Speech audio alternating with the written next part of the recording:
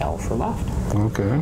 When Samuel Mathon first moved to Canada, he was a young Sudanese refugee who didn't know English. So first when I came here, there was no English, and I would try to look for the job, and the job was very hard to get a job. He moved to Brooks to work at a meat packing plant because he'd heard that you don't need English to cut meat.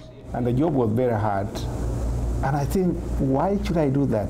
I came to the free country that you can get a lot of access, to get help.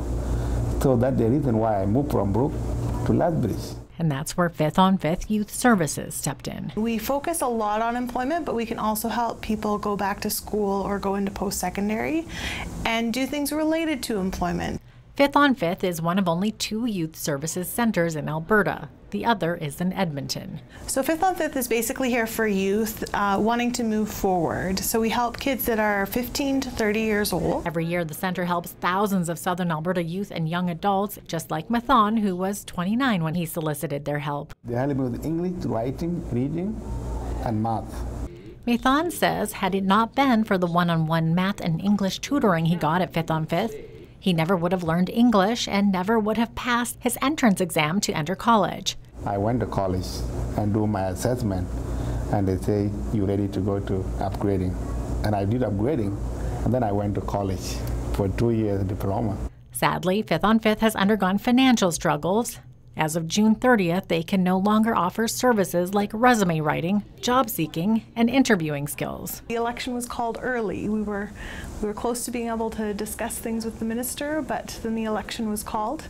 And so at the end of June, we ran out of money for our most popular programs. So we'll be losing 3 of our programs.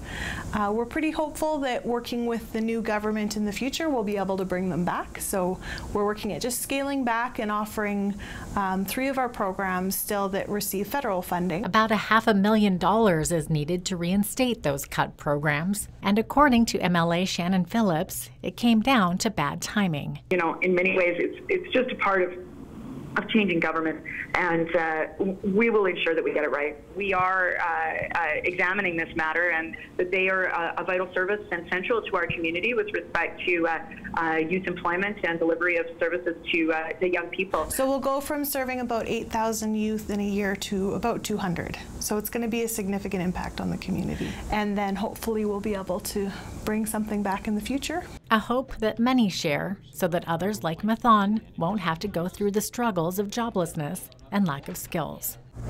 If we don't have that program anymore, it's going to be hard for us because you will never get help. For Go Southern Alberta, I'm Jeanette Roche.